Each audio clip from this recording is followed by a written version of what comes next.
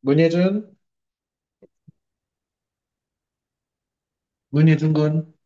네, 어, 예준이 엄청 안녕하세요. 오랜만이네. 예준이 잘 지내고 있었나? 네, 어, 예준이 이번 주 토요일부터는 가능하면 토요일로 왔으면 하는데, 선생님이. 네, 음, 자, 시작해 봅시다. 예준이는 데미안 읽고 있나? 읽었어요. 아, 다 읽었어? 네, 재미있었나? 재미는 별로 없었던 것 같은데. 아, 그래. 그러면 선생님과 함께 재미를 찾아봅시다. 왜 재밌는지. 네, 자, 오늘 헤르만 헤세의 데미안 첫 번째 시간인데, 선생님이 우스갯소리로 너희가 너무 책을 안 읽으니까 사람은 두 종류의 인간이 있다고 자꾸 얘기했잖아. 데미안을 읽은 인간과 읽지 않은 인간이 있다. 어, 농담인데 그만큼 이렇게 얘기할 수 있을 정도로 정말 대부분의 사람들이 고전이라고 생각하는 대표적인 책이 데미안이고 그 데미안 그런 수많은 고전 중에서도 청소년들한테 어떤 책을 읽힐 것이냐라고 하면 선생님이 청소년인 시절에도 데미안 읽으라고 했었어. 그래서 이제 선생님이 돼서 학생들한테 청소년들한테 책 읽기를 가르치면서도 또 데미안을 읽으라고 할 정도로 그 정도로 중요한 고전이기도 하고 특히 청소년들한테 우리의 인생이 어떤 것이고 어떤 가치관으로 갖고 살아야 하는지에 대한 의문을 던지는 작품이라는 점에서 반드시 좀 읽어야 하는 작품이다라고 생각합니다.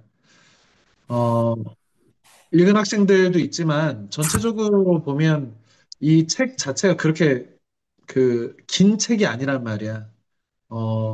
오늘은 선생님이 이 데미안을 어떻게 같이 읽을 것인지, 데미안을 읽기 위해서 어떤 배경 지식이 필요한지, 이런 것들을 위주로 설명을 할 거고, 본문에 대해서는 그렇게 언급할 것이 없어. 오늘 아직 다 못 읽은 친구들도 있겠는데, 적어도 다음 시간까지는 길지 않은 책이니까 학기 초고 시간도 좀 있을 거라고 생각해. 그래서 열심히 책 읽어서 다음 시간에는 반드시 다 읽은 상태에서 책에 대해서 같이 얘기를 해보도록 그렇게 준비해 갖고 오기 바랍니다. 자, 일단은 엄청 유명한 작가야. 헤르만 헤세라고 하는 독일 작가고, 음,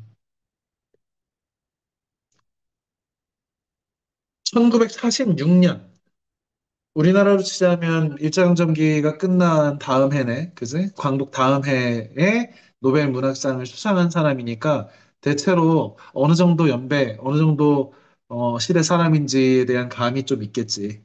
2차 세계대전 이후에 노벨 문학상을 탄 사람이다 정도로 생각하고 있으면 되겠네요. 음. 헤르만 헬세의 작품 목록 중에 선생님의 읽은 작품들을 보면, 뭐, 데미안은 뭐 어렸을 때부터 여러 차례 선생님이 읽었다고 소개를 했고, 수레바퀴 아래서라는 작품도, 어, 강조를 하는 작품입니다. 어, 주인공이 되게 그 공부 열심히 하는 그 마을에서 공부 잘하기로 유명한 학생인데, 라틴어 학교라고 하는 요즘으로 치자면 과학고나 무슨 되게 명문 고등학교에 들어가기 위해서 열심히 공부하고 몇 명 뽑지도 않는 그 전국 단위 학교에 합격을 하게 되는 것으로부터 시작하는데 이 마을에 그 온 기대를 한 몸에 담고 그 뛰어난 학교, 좋은 학교에 들어갔는데 거기서 약간 이렇게 잘 적응하지 못하고 그 안에서 열심히 공부하지 않는 친구랑 사귀고 하면서 새로운 세계관에 눈 뜨고 하면서 그 공부도 제대로 안 되고 몸도 아프고 뭐 이렇게 되면서 다시 고향으로 돌아오게 되는 실패해서 고향에서 돌아와서 뭐 뒤쪽은 이제 설명 안 하겠지만 이 수레바퀴, 입시의 수레바퀴 안에서 희생당한 사람의 어떤 학생의 이야기다라고 통상 이렇게 해석을 하는 수레바퀴 아래서라는 작품도 우리나라야말로 정말 입시 지옥이라고 할 정도의 나라잖아. 그래서 특히 우리나라 학생들한테 헤르만 헤세의 수레바퀴 아래선을 많이 권하고 우리가 왜 공부를 하는 거지? 우리가 정말 이렇게까지 심하게 공부를 많이 하는 것이 어, 왜 필요하지? 이런 의문을 던지게 하는 작품이라는 점에서 선생님들도 많이 추천하는 작품입니다. 그 다음에 공장나방 이 작품은 대체로 읽은 학생들도 있을 텐데 중학교 1학년 교과서에 여러 교과서에 수록돼 있어서 시험 범위에서 시험을 치르기도 하고 하는 그 헤르만 헤세의 어린 시절을 떠올리게 하는 작품인데 친구 집에 공장나방이라고 하는 아주 멋있는 나방을 이렇게 표본을 해놓은 것을 이 어린 마음에 훔치고 싶어가 훔쳤다가 그것을 그 숨기느라고 바스러뜨려서 뭉개뜨린 그 어린 시절의 그런 일탈, 그것을 통한 어떤 성장, 그 자신을 돌아보는 것, 뭐 이런 것들을 뛰어난 그 문체로 다룬 작품이 공장나방이고요. 단편이죠.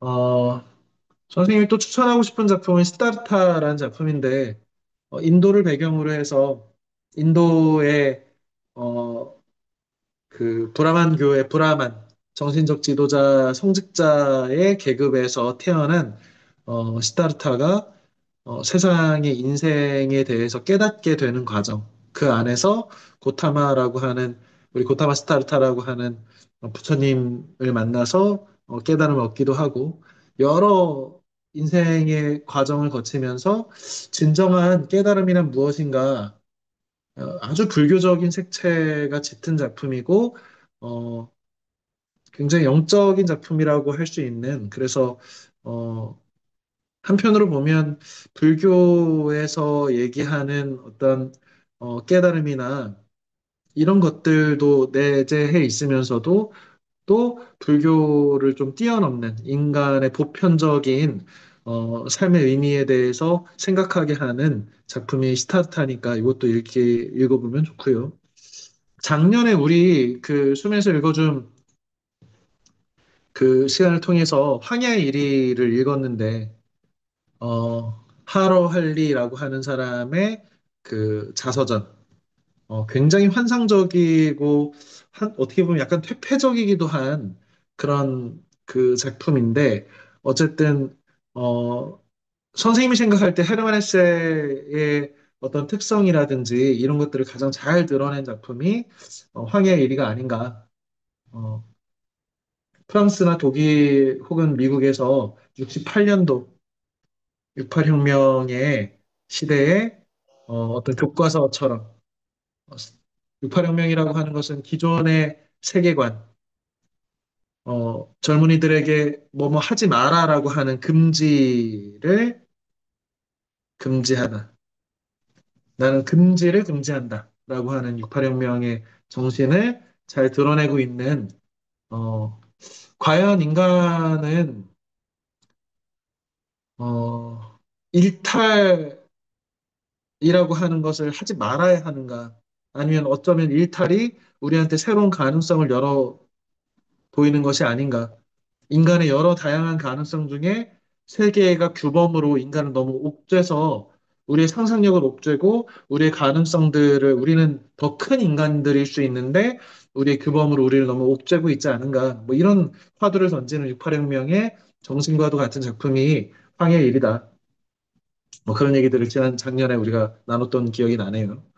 그 다음에 유리알 유희는 뭐 가장 뭐 완벽한 작품이다라고들 하고 노벨문학상을 유리알 유희로 받았다라고 얘기하기도 하는데 어, 뭐 다른 작품들에 비해서는 약간 어려운 내용이고 도대체 이 유리알 유희는 뭐지? 뭐 이렇게 하는 어, 그런 작품이고 그런데 이것도 선생님도 한 5년 전쯤에 읽은 책인데, 음, 여러 차례 사실은 그 약간 포기했다 다시 읽고 포기했다 다시 읽고 겨우 마무리를 한 책이어서 아직은 수레바퀴 아래서라든지 데미안, 스타르타, 공상나방 뭐 이런 것들에 비해서는 중학생 친구들한테 약간 좀 어려운 책이 아닌가라는 생각도 합니다.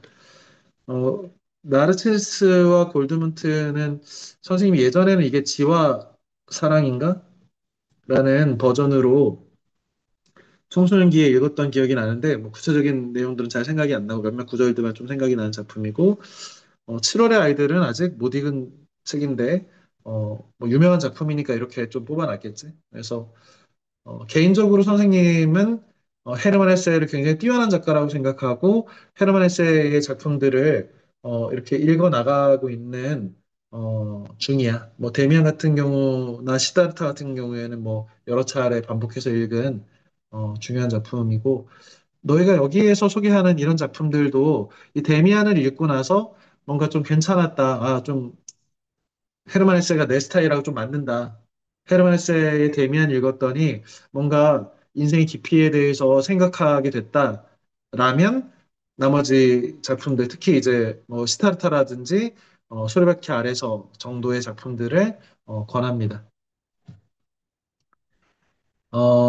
일단은 선생님이 오늘 이 데미안의 줄거리나 작품 본문에 대해서는 뭐 소개할 생각이 없고, 어, 너희가 뭐 다 읽은 친구도 있고, 읽어가는 친구도 있을 텐데, 이 책의 배경 지식이 될 만한 몇 가지들을 좀 가르치면 이 책을 읽고 해석하고 하는데 훨씬 더 도움이 될 것 같아서 몇몇 이야기들을 배경 지식으로 좀 알려주려고 합니다.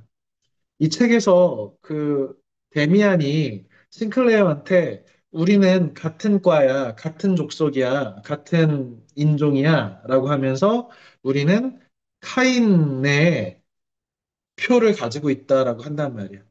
그럼 도대체 카인의 표가 뭐고 최초의 살인자가 뭐고 뭐 이런 얘기들에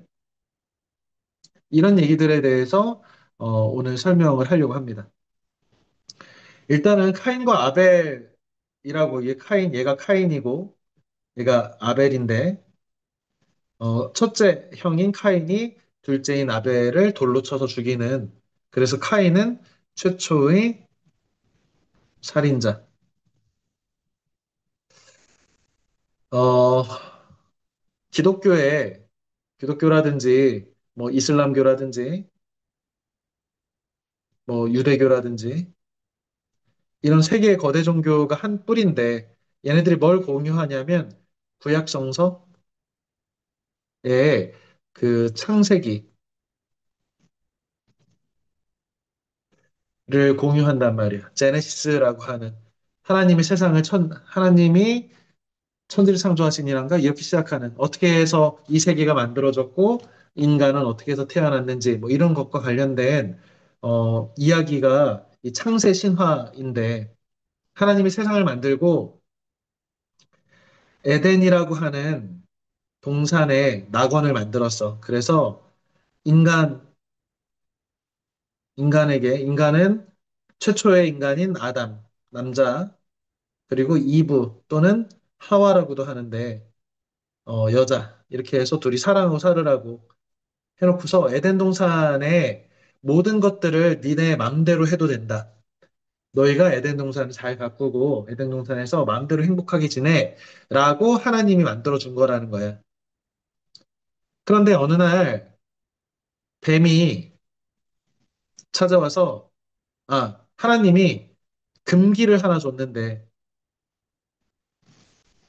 어떤 금기냐면 에덴 동산 중앙에 있는 선악을 알게 하는 과일을 못 먹게 했어.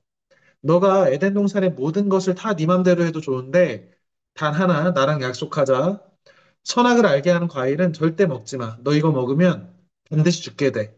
아담하고 이브한테 얘기를 했어. 그랬더니 아담 이브가 알겠어요. 절대 안 먹을게요. 하나님 땡큐 그랬겠지. 근데 어느 날 뱀이 찾아와서 이브를 유혹한 거야. 뭐라고? 선악과를 먹으면 신과 같이 똑똑해진다. 그래서 뱀의 유혹에 넘어가는 이브가 선악과를 먹고 남편한테 나눠줘서 둘이 죄를 지었다. 이게 뭐야? 원죄라는 거예요. 오리지널 신이라고 하는데 이 기독교에서 보는 인간은 죄인이란 말이야. 왜? 우리는 아담과 이브라고 하는 최초의 인간의 후예고, 이 아담의 몸 안에 우리가 살고 있었다는 거예요. 옛날에. 그래서 아담과 이브가 하나님이 금지한 첫 번째 죄를 어겼을 때 그 아담과 함께 우리는 함께 죄를 지은 존재니까 오리지널 신을 갖고 태어난다는 거예요. 원죄를.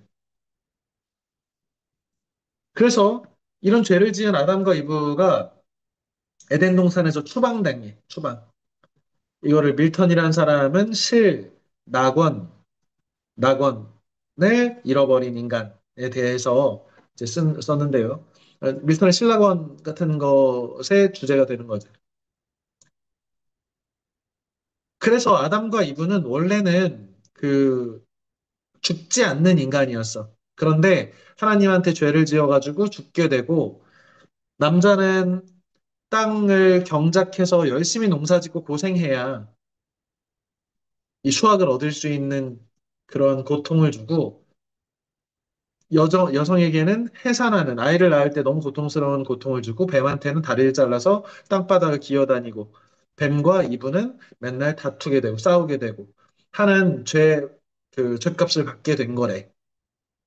이게 구약성서의 창세기의 신화인데 이 아담과 이브의 첫 번째 아들이 카인이야. 두 번째 아들이 아벨인데 카인은 농부고 그 다음에 아벨은 목동이야. 얘네가 하나님한테 제사를 지냈는데 농부는 농산물로, 목동은 양의 첫 새끼로 하나님한테 이렇게 제사를 지냈더니 하나님이 아무래도 그 육식이 좋으셨나 봐. 그래 양꼬치를 좋아하셨는지 하나님이 아벨의 제사는 받았는데 농산물로 바친 카인의 제사는 받지 않았어. 일종의 편애가 일어난 거지. 하나님 왜 그랬는지 모르겠지만 어쨌든 카인이 빡쳤어. 열등감이 생긴 거야. 그래서 아벨을 이렇게 돌로 쳐서 죽였습니다. 그러니까 최초의 살인자가 된 거지. 왜? 사람이 아담, 이브, 뭐 카인, 아벨 뭐 이렇게 정도 있었을 텐데 최초로 자기 동생을 죽였어. 하나님이 아벨을 죽은 것을 보고 카인한테 물었어. 네 동생 아벨 어디 있니? 그랬더니 카인이 제가 동생 지키는 사람인가요? 이렇게 반문했어. 그때 하나님이 빡쳐가지고 너 추방이다. 안 그래도 추방인데 또 추방이야. 내가 다 봤다 임마. 너 추방이다. 네 동생 죽였으니 땅과 하늘이 네 동생의 죽음의 목격자다 임마. 그러면서 카인을 이제 추방하는데 카인이 뭐라고 하냐면 자기 두렵다는 거야. 뭐가 살해 당할까 봐. 왜? 내가 사람을 죽여보니까 딴 사람이 나를 죽이는 것이 걱정되는 거지.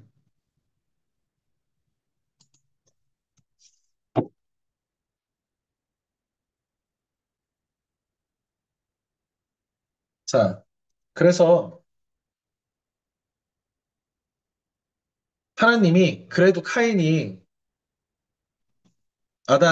내가 만든 인간의 후예고, 그리고 이렇게 두려워하는 이 존재에 대한 연민이 있어서 카인한테 어떤 표식을 이렇게 해줬어, 이마에.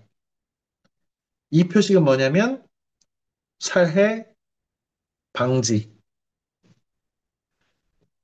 아무도 카인을 못 죽이는 그런 표식을 이마에 딱 박아줘가지고 절대 누가 살인하지 못하게 이렇게 해줬다는 거야, 하나님이. 자비하신 하나님이. 이 이야기가 카인과 아벨의 이야기야. 그러면 이 데미안에서 왜 데미안이 하필이면 싱클레어 너하고 나 데미안 같은 우리 같은 사람은 카인의 후예야 라고 말했는지 이 부분이 어떻게 보면 카인과 아벨이 누군지도 모르는 상태에서 너희가 읽으면서 좀 이상하지 않나? 이렇게 생각이 들 건데. 그런데 이 얘기를 들어놓으면 더 이상하단 말이야. 왜? 카인은 어떤 존재야? 최초의 살인자고.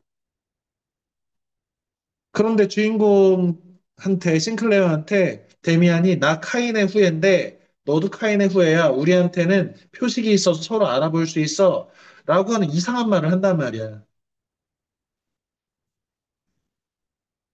우리는 대체로 이 하나님의 사랑받는 아벨같이 하나님의 사랑받는 존재가 되고 싶은데 하나님의 사랑을 못 받아가지고 질투해가지고 사람을 죽이는 살인자가 되고 싶지는 않잖아. 그런데 지금 이 작품에서는 주인공한테 자부심의 상징으로 우리는 카인과 같은 존재야라고 한다는 거예요. 약간 어떻게 보면 중이병 같고 어떻게 보면 일진 같은 얘기인데 이 얘기가 왜 들어가는지에 대해서 좀 생각을 해볼 필요가 있다는 얘기입니다.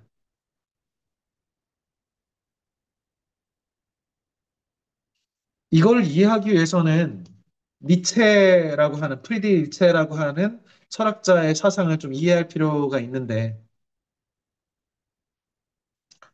특히 르상티망이라고 하는 개념을 오늘 좀 소개를 하려고 해.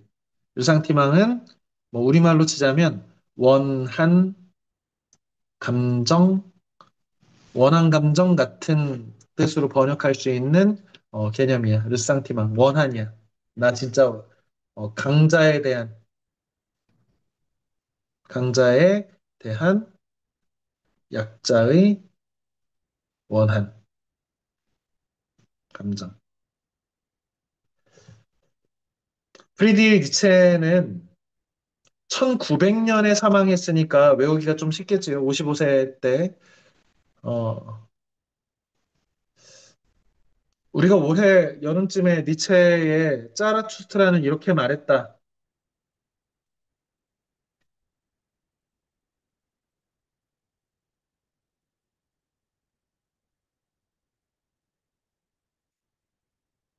지금 아마 여름쯤에 계획에 선생님이 올려놓은 계획서에 있을 텐데, 어, 좀 어려운 도전이 될 만한 책이야. 짜라투스트라는 이렇게 말했다를 니체의 사상과 이런 것들을 선생님이 해설해 가면서 같이 읽을 생각인데요. 먼저, 어, 뭐, 르상티망이라는 개념이 사실은 이 데미안이라는 작품을 이해하는데 반드시 필요한 개념이라고 생각 들어서 배경 지식으로 사전에 좀 이렇게 일부 가르쳐 놓으려고 하는 겁니다. 음, 통상 그 데미안의 작가인 헤르만 헤세를 실존주의 계열의 작가로 해석을 한단 말이야. 그런데 이 실존주의라고 하는 것이 어, 통상 니체의 영향에서 어, 나온 것이다라고 얘기를 하는데 실존주의에 대해서 간단하게만 설명하자면 대표적인 실존주의 철학자인 프랑스의 사르트르 68혁명의 작가죠. 사르트르는 실존은 본질에 우선한다. 실존은 본질에 우선한다는 그 유명한 말을 했는데 어, 이게 무슨 말이냐면 개별자라는 개념이 있고 보편자라는 개념이 있거든. 약간 어려운 말일 수도 있는데 어떤 거냐면 그냥 선생님 이전구라는 사람은 그냥 개별적인 사람이잖아. 그래서 나는 이전구야. 그런데 나는 어떤 존재냐면 이전구는 인간이다. 라고 했을 때 이렇게 서술부의 이전구는 개별적인 이전구라는 선생님이지. 그런데 나는 어떤 류에 해당하냐면 인간류에 해당하잖아. 그러면 나는 인간다움이라는 본질을 갖추고 있지. 이럴 때 나 이전구 개별자, 이전구 개인을 개별자라고 하고, 인간다움이라고 하는 이 관념, 혹은 인간 전체를 칭하는 말을 보편자라고 하는 거야. 다시 말하면, 개별자인 이전구는 인간다운 보편자로서의 인간에 우선한다고. 이게 무슨 말이냐면, 선생님은 인간이면서 또 남성이잖아. 그럼 나는 남성다운 사람 돼야 하잖아. 선생님 씩씩하게 슬픈 영화 보고 울지도 않고, 이렇게 막 헬스해가지고 근육도 막 키우고 힘도 세고 막 이렇게 사람 돼야지. 강한 남자가 돼야지. 이런 것은 뭐야? 나의 본질, 보편자를 우선시하는 거지. 나는 슬픈 영화를 보면 눈물이 나. 그런데 이런 나는 어떤 거야? 개별자잖아. 그런데 이 개별자보다 뭐를 더 중시하는 거야? 남자는 울지 않아. 너 남자잖아. 이렇게 하는 거. 그런데 실존주의는 뭐냐면 이 보편자, 본질, 남자다움, 인간다움 이런 것들은 나보다 우선시되는 건 아니라고. 나 하나의 특수하고 개별적인 나보다 더 우선되는 것이 실존은 본질에 우선한다라는 말이에요. 이게 실존주의야. 헤르만 헤세를 통상 실존주의 계열로 해석하는데 이 데미안이라는 작품도 보편자적 관점에서 보자면 기독교 신화의 서양 사람들은 다들 기독교인이고 대체로 기독교인이고 기독교 문화 속에서 자라는 사람들인데 기독교 문화 안에서는 카인은 마치 하나님이 받지 않은 제사를 지낸 성의 없는 제사 지내는 사람. 아벨은 양의 첫 새끼를 희생시켜서 번제를 드리는 마치 예수님 같은 존재. 하지만 희생당한 존재. 카인은 최초의 살인자, 형제 죽인 놈. 죽여놓고서 파묻고서 하나님이 반성할 기회를 줬는데도 거짓말로 나 모르는데요. 제가 동생을 지키는 자입니까? 라고 항변하던 살인자 거짓말쟁이. 악한 사람. 아벨은 선한 사람이고 하나님의 사랑을 받았지만 희생당한 사람. 이렇게 보면 어떻게 보면 이항 대립이 생긴단 말이야. 우리는 어떤 사람 돼야 돼? 아벨과 같이 하나님의 사랑을 받고 하나님한테 순정의 열매를 이렇게 바치고 가장 소중한 것을 바치는 착한 사람. 남을 해치지 않고 어떻게 해야 내가 희생당할지언정. 이런 사람 돼야 된다고 우리는 배운단 말이야. 이게 뭐야? 이게 인간다움이지. 어떻게 사람이 사람을 죽이냐? 그것도 어떻게 사람이 동생을 죽이냐? 어떻게 사람이 하나님한테 거짓말을 하냐? 이런 것들은 뭐야? 인간다움에서 벗어난 존재가 오히려 카인이잖아요. 그런데 의아하게도 헤르만 헤세의 데미안에서는 데미안이 뭐래?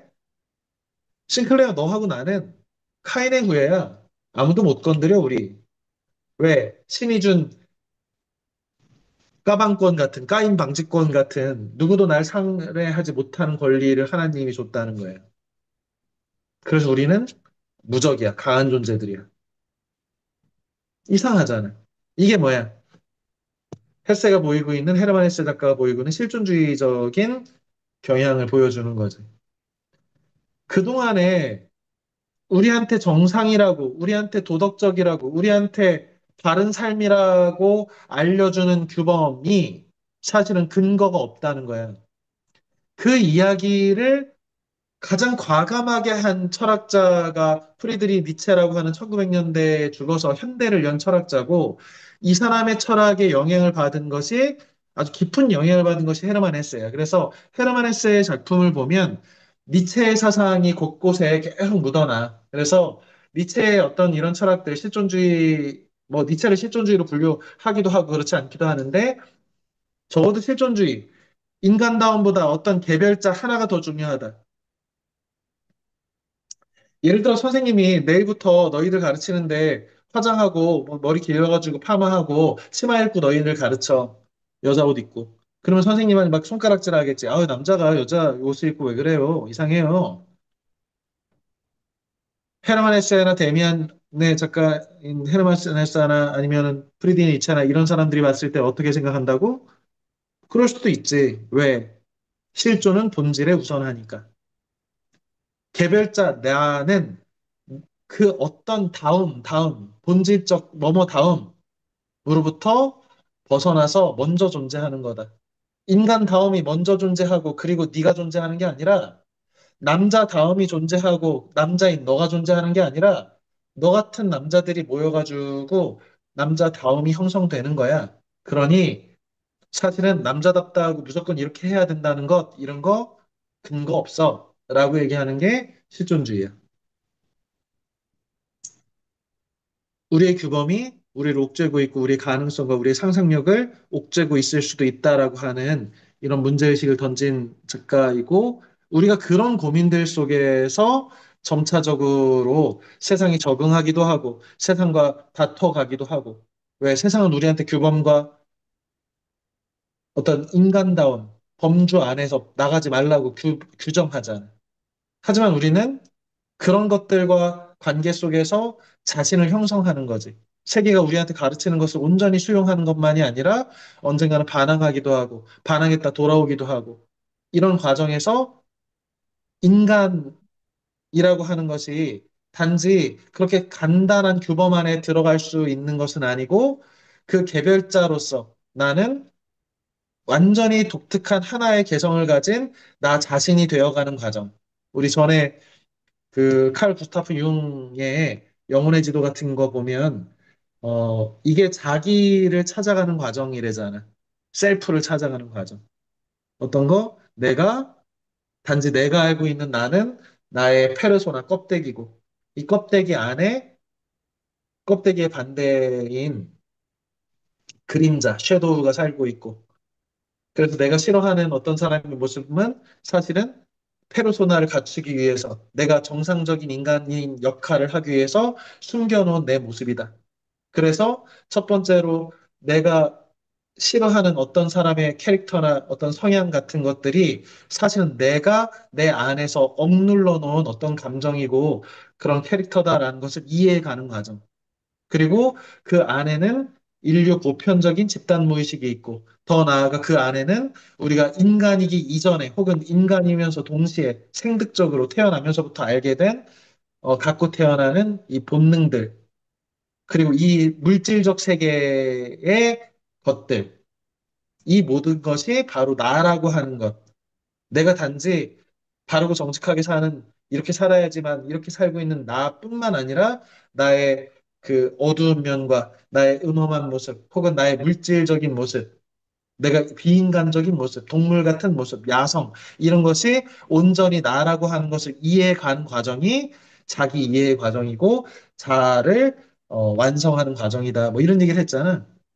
선생님은 이 데미안이라고 하는 소설이 어, 어린 아이가 지금 싱클레어는 처음에 굉장히 단정하고 바르고 행복한 환경 속에서 살다가 일진인 크레머의 유혹에 빠져가지고 거짓말을 하게 되고 지옥 같은 삶을 경험하는 거잖아. 그러면서 차츰차츰 이제 데미안의 영향 그리고 데미안의 영향을 또 벗어나는 것 뒤쪽에 스포가 될 것 같아서 얘기를 하지 않겠지만 성장이라고 하는 것이 결코 엄마 아빠 말씀 잘 듣고 세상이 원하는 대로 단정하고 깨끗하고 착하게만 사는 것이 다가 아니다. 그것이 인생이 아니고 진짜 인간은 무엇인지 이런 것들을 이해하고 아파가고 경험하면서 자기 안에 수많은 내가 있다는 것들, 그것들과 이해하고 화해해 가는 과정이 바로 성장하는 것이다.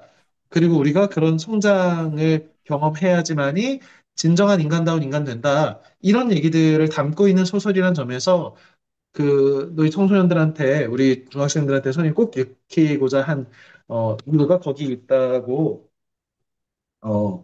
설명할 수 있습니다. 아무튼, 다시 얘기로 돌아오면, 이런 그 실존주의를 거의 이제 그 기초를 닦았다라고 하는 아이디어를 이렇게 만들었다고 하는 니체는 일상티망이라고 하는 원한 감정이라는 개념을 가져왔는데, 어, 선생님이 좀 이렇게 검색을 해보니까 그 이런 어, 이 사파가 있어서 일상티망을 잘 설명하고 있어서 요 한 페이지를 통해서 좀 설명을 하려고 합니다. 일상티망은 원망이나 원한 감정. 니체는 약자가 강자를 증오하는 심리래. 약자가 힘으로 이기지 못할 강자를 악으로 삼아. 그러니까 약자는 양이라는 거야. 이게 도덕의 계보라는 니체의 책에서 주로 다루는 개념인데, 니체가 우리의 인간의 도덕, 뭐 서양 기독교적 도덕이라고 하는 것이 계보가 어떤 건지, 우리가 지켜야 하는 그 도덕이라고 하는 것이, 그러면 한번 계보를 찾아가자는 거야. 족보를 찾아가 보자는 거야. 그 근원은 어디서 왔는지. 그 근원을 찾아갔더니 사실은 그 근원에 이상한 것이 있더라는 거야. 그것은 뭐냐면 이런 구조라는 거야. 서양의 도덕은 기독교의 도덕인데, 니체에 의하면, 선생님 얘기가 아니라 기독교를 비하하는 건 아닙니다. 마치 양이 강자인 사자한테 맨날 잡아먹히는 거야. 사자는 강하고 용감하고 씩씩하고 해가지고 저렇게 허약한 양을 잡아먹는 거야. 약육강식이야. 그런데 양들 세계가, 양들이 사자를 뭐라고 하냐면 사자에 대한 원한 감정이 있는 거야. 그래서 사자를 어떻게 하냐면 사자를 악마로 교정하는 거야, 악마로. 그리고 우리는 얘가 악마가 됐으니 우리는 그것에 희생당하는 약자인 선한 사람이지. 그러니까 선하다라고 하는 것은 강자한테 맨날 맞아가지고, 강자한테 당해가지고 생긴 원한 감정이 자신을 이해시키는 심리라는 거예요. 너 왜 맨날 당해? 나 착해서. 사실은 강자는 이런 감정이 없다는 거예요. 강자는 내가 강하니까 양들 잡아먹은 거야, 그냥. 이 세상은 그런 강한 사람이 약한 사람을 지배할 수도 있는 거야. 그게 정의야. 그런데 이놈의 서양의 철학은, 기독교적 철학은, 니체가 생각하기에 약자들이 맨날 지고 힘으로 못 이기니까 꽁 해가지고 쟤네들은 나쁜 놈이니까 우리 잡아먹는 거야. 강하니까, 세니까가 아니라. 저건 나빠. 강한 것과 나쁜 것을, 강한 것과 비도덕. 강하다라는 것은 비도덕으로 치부하고, 악으로 치부하고, 이불로 치부하는 거야. 그리고 우리는 약한 것인데, 사실은 약자인 거야. 우리는 허약할 뿐인데, 우리는 착해서 이렇게 됐다는 거야. 그래서 약자가 상대를 해치지 않고가 아니야. 사실은 해치지 못하고인데, 우리는 마치 해치지 않는 착한 존재. 저 사자들이 양을 잡아먹는 저 사자는 비도덕적이고 악마 같은 존재로 규정했다는 거예요. 그래서 양떼들이 모여가지고 어떻게 하는 거야? 우리는 맨날 당하니까, 왜? 우리는 착하니까 당하지. 그러면 천국 간다. 세상에서는 니체에 의하면 세계는 강자들의 세상이야. 강자들이 약자들을 지배하는 세상이야.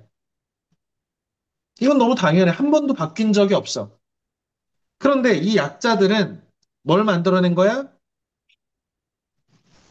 일종의 정신 승리를 만들어낸 거야. 뭐라고? 우리는 착하다. 강자들은 악하다. 그냥 이런 거야. 누가 공부 열심히 해서 서울대 연고대 가면, 야, 부럽다. 나도 가고 싶다. 나 아무리 열심히 해도 서울대 연고대 가기 힘든데, 이런 게 아니라 쟤는 인정머리 없이 혼자만 공부하고 쟤는 우리랑 함께 뭘 하려고 하지 않고 혼자서만 공부해가지고 인정머리도 없이 공부하고 아유 인간답지도 않게 공부해가지고 그래 서울대 가라 이 새끼야. 이렇게 생각한다는 거예요. 누가 부자가 돼가지고 떵떵거리고 잘 살면 아 저 사람 노력해서 부자 됐네 이렇게 안 하고 저 사람 강자여서가 아니라 에이 저거 부정부패 이 자본주의자들 우리처럼 이렇게 착하게 살아야지. 착하게 안 빈낙도 하면서 살아야지. 가난 속에 편안하고 도리를 즐겨야지. 저거 부귀공명 노리는 저것들 세속적인 욕망에 빠진 놈들 이렇게 한다는 거야. 사실은 어떤데? 부러운데. 내가 할 수 없잖아. 그러니까 어떻게 한다고? 정신승리 만들어내는 거지. 뭐다? 우리 약자는 착하다. 강자는 악하다. 이런 생각이 뭐다? 그래서 기독교의 도덕은 약자, 노예들의 도덕이라고 니체가 후드려 깐 거야.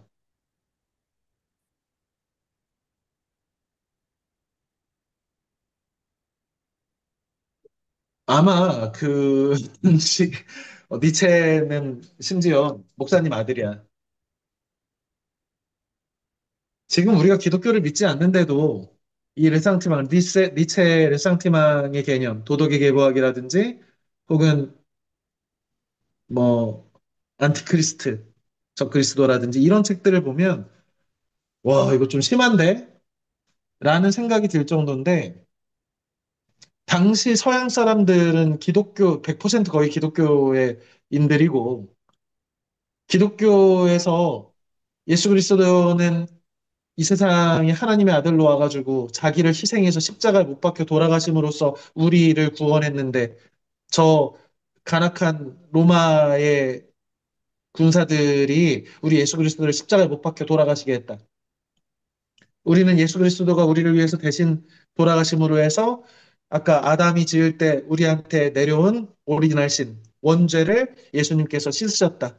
그래서 우리는 핍박받고 고통받는 노예의 삶을 살고 있지만 현실에서는 네로라는 저 로마 제국의 이 폭군이 우리들을 콜로세움의 사자밥으로 이렇게 내줘도 쟤네들은 악하고 우리는 선하고 그래서 하나님께서 저 악한 자들을 미래에 심판하러 오실 거고 재림하실 거고 그때 우리가 천국 가고 저네들은 지옥 간다. 이게 기독교의 도덕, 기독교가 만들어진 그 계보, 근간이라고 지금 니체는 설명하고 있는 거야. 굉장히 파격적이지.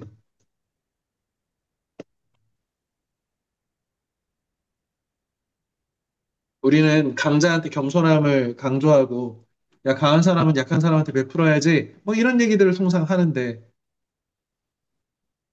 그러면 강한 것은 나쁜 것인가?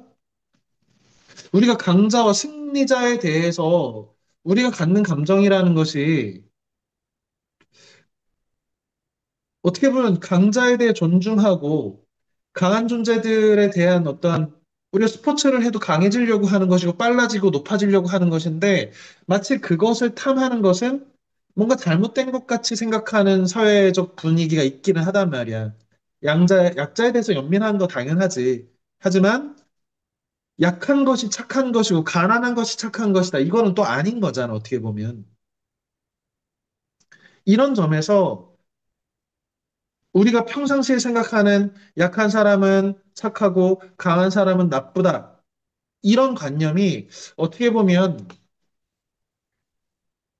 니체가 얘기하는 이런 일상티망, 원한 감정에서 나온 진짜 노예의 도덕이 아닐까? 니체는 한 단계를 더 넘어서 뭐라고 설명하냐면 강자는 약자들과 이 세계를 자기 맘대로 한다는 거야. 그러니 그냥 맘대로 하는 거야, 막. 자기 규칙대로. 왜 강자는 규칙을 만드는 사람이잖아. 근데 약자는 내가 바꿀 수 있는 게 아무것도 없어. 왜 약하니까. 그런데 약자가 아무리 생각해도 바꿀 수 있는 건 하나밖에 없는 거야. 뭐, 자기 자신. 그러니 자기 자신한테 금욕을 시키는 거지. 그러니까 강자들은 세상을 바꾸고 강자들은 타인을 바꾸고 세계의 역사를 바꾸고 하고 있어. 로마가 그러고 있어. 그런데 니체에 의하면 르상티망을 가진 이 기독교인들은 세계를 못 바꾸니까 뭘 바꾸는 거야? 자신의 정신을 바꿔서 우리는 착하다. 우리는 참는다. 우리는 참는다. 우리는 참는다. 이 참는다는 것, 금욕한다는 것. 우리는 어떻게 위대해질 거냐? 그러면 정신적으로 위대해질 거다. 이 얘기가 어디서 나왔다는 거야? 노예의 도덕에서 나왔다는 거야. 약자의 도덕에서 나왔다는 거야. 왜? 강자는 금욕할 이유가 없어. 자기 하고 싶은 대로 하면 돼. 근데 약자들은 자기 하고 싶은 대로 하면 처벌받고 자기 하고 싶은 대로 하면은 할 수도 없으니까 능력도 안 되니까 어떻게 한다고? 우리는 착해서 참는다는 거예요. 하지만 약자는 누구를 억누르고 있는 거야? 아무도 지배할 수 없으니 자기만 지배하는 거지, 자기가. 뭐 이런 식으로 설명한다는 거예요. 선생님이 니체에 옹호를 하는 건 아니고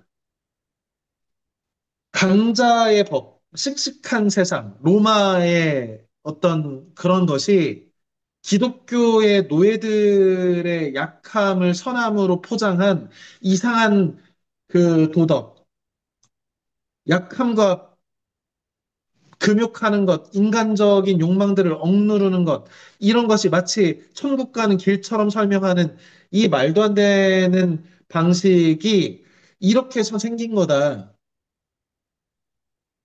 양들이 사자들 미워해서 만든 법이다. 뭐 이런 거야.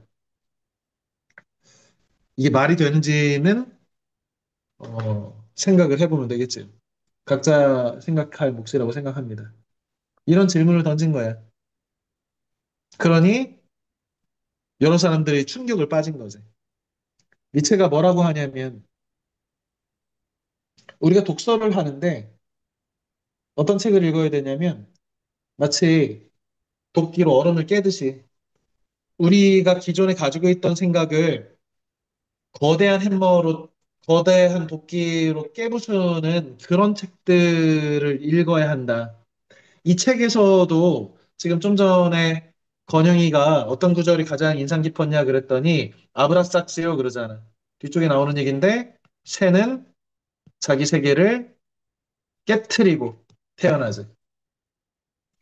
우리는 수없이 나를 깨트리고 다른 존재가 돼야 된단 말이야. 변신이지, 변신.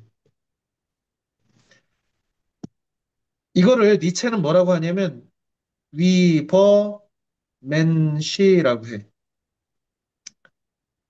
영어로 쓰자면 오버맨이야. 아이고, 오버맨. 뭐야, 초인.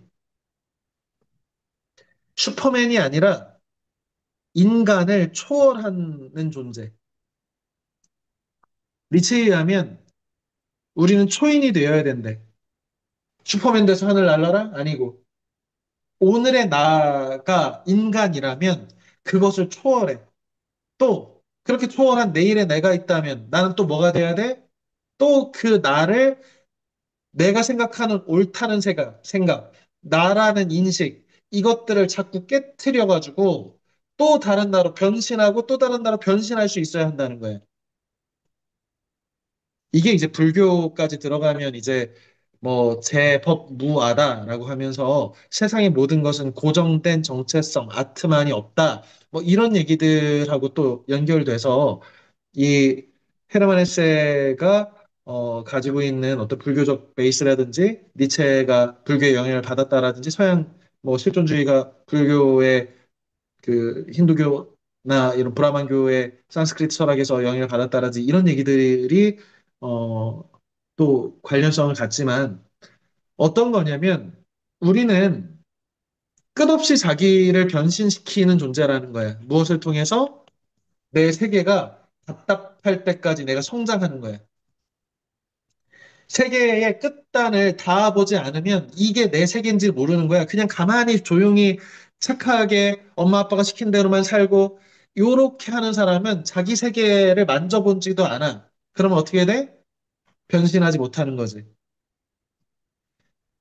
선생님이 자주 드는 예로 장자의 소요유라고 하는 편이 있는데 호수가 있는데 거기에 곤이라는 물고기가 살고 있었대. 그런데 곤이 어느 날 보니까 호수가 너무 작아진 거야. 내가 거대한 물고기여서. 그런데 어느 날 바깥에서 태풍, 거대한 바람이 불어왔어. 태풍이 불어왔어. 곤은 생각한 거야. 기회다. 저 무시무시한 태풍에 내 몸을 맡기자. 맡겨서 구만리장천을 나는 대풍이라는 거대한 새가 돼서 자유롭게 소요유, 천천히 거닐면서 날아다니더라는 거예요. 무궁한 자유. 이 자유는 어디서 온 거야? 일단 내 세계가 좁다는 생각. 이 이야기 데미안이 처음에 어떻게 시작됩니까? 편안하고 행복하고 부모님은 부자고 나는 누나들한테 사랑받는 막내 귀염둥이고 그래서 해피한 상들 속에서 나는 부족한 게 아무것도 없어. 내 세계는 낙원이야. 아니잖아. 그래 뭐한테 꼬드김 당해가지고 삥 뜯기니까 매일매일 일진한테 삥 뜯기니까 어때? 똑같은 환경과 똑같은 부모와 똑같은 이 모든 조건들이 지옥으로 바뀌는 거잖아. 그러면서 생각하는 거지. 아, 내가 생각하는 세계랑 다르구나. 이거 뭐야? 세상의 경계를 만져본 거지. 아, 내가 사실은 이 편안하고 안온하고 안락한 우리 집이라고 하는 이 아주 작은 알 속에 있었네? 이걸 깨달은 존재는 두 가지지. 아, 그냥 알 속에 숨어 있어야지. 아니면 죽을 힘을 다해서 이 세계를 깨트리면 어떤 세계가 열릴지 몰라. 위험해. 하지만 두드려서 깨트리는 사람은 뭐가 된다고? 변신하는 거지. 그게 니체가 얘기하는 위버맨시, 초인, 인간은, 사람은 오늘의 나를 극복해야 될 어떤 대상이라는 거야, 나는. 나는 오늘의 나가 다가 아니라 나는 철저히 나의 세계를 깨트리고 또 다른 나로 변신돼서 다른 존재로 살 수 있는 새로운 사람으로 살 수 있는 어떤 존재야. 더 강해질 수 있어. 더 강해지려고 노력하고 로마처럼 씩씩하고 그런 세계로 나아가려고 해야지 원한 감정, 누구에 대한 미움이나 이런 것이 사로잡혀가지고 그것으로 내가 정신승리해가지고 나는 착하니까 참는 거야. 나는 착하니까 약한 거야. 약한 것이 착한 거야. 약한 사람을 위해서 하나님이 재림하셔가지고 우리를 구원할 거야. 이딴 식 하지 말라는 거야. 노예의 도덕 따르지 말고 강자의 도덕 따라라. 로마의 도덕을 따라라. 물론 이 생각이 위험한 생각일 수 있어. 선생님 생각해도.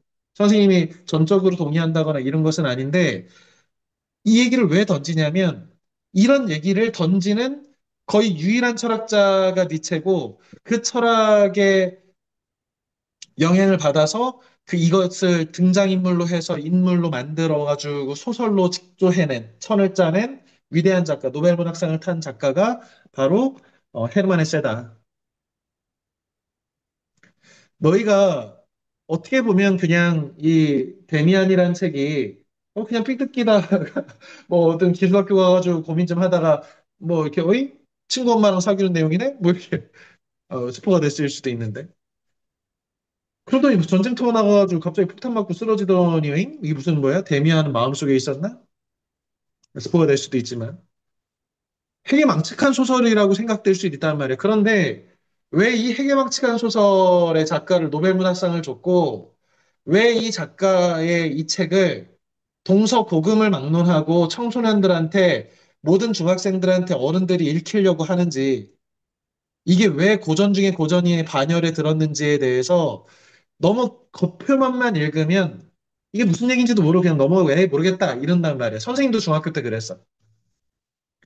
그래서 너희도 그냥 어떻게 보면 그런 단계를 거쳐서 선생님처럼 10대 읽고 20대 읽고 30대 읽고 40대가 된 오늘 다시 읽고 있지만 그 시기들을 거쳐야만이 배울 수 있는 것들도 분명히 있다고는 생각해. 그런데 적어도 이 소설이 왜 위대한가? 선생님이 농담 삼아 왜 데미안을 읽은 인간과 읽지 않은 인간이 있다고 얘기하는가에 대한 선생님의 평가나 이런 해석은 좀 알려줘야 될 것 같아서 이 두 가지 얘기. 하나는 배경 지식으로서 얘네들이 왜 자꾸만 우리가 카인이라고 하냐. 그리고 니체의 르상티망이라고 하는 도덕의 계보학의 내용들 잠깐 소개를 했습니다. 어, 니체의 자서전격인 이 사람을 보라라는 책인데 이 사람은 니체 자기야.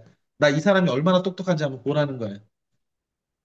이렇게 얘기합니다. 첫 번째 논문 기독교를 규정하는 심리 진실을 폭로한다. 기독교는 일반적으로 믿어지고 있는 것처럼 성령이 아니라 원한 정신, 일상티망에서 탄생했다. 본질적으로 하나의 반동이고 고귀한 가치 지배에 맞선 거대한 봉기다. 뭐 로마의 고대 이 고귀함을 강함을 숭상한 것에 맞선 노예의 반기라는 거예요. 두 번째 논문은 양심의 심리학. 우리의 양심은 어디서 왔다고? 신의 목소리가 아니고 잔인함의 본능이 자신을 외부로 방출할 수 없게 되자 자기를 향한 거래. 인간은 잔인함을 갖고 있다는 거야. 인간의 속성은 잔인함이야. 그런데 이 잔인함을 강자들은 마음껏 세계에 투여하는데 약자는 잔인할 존재가 없으니까 어떻게 한다?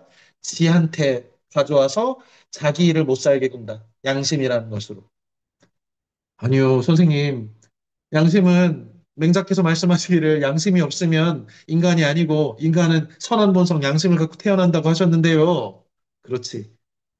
지난번에 선생님이 성선설 가르치고 그래 인간은 인리, 예지심, 수호지심, 식은지심, 사양지심, 수호지심 이 사단을 갖고 있어야 인간이다 라고 해놨잖아.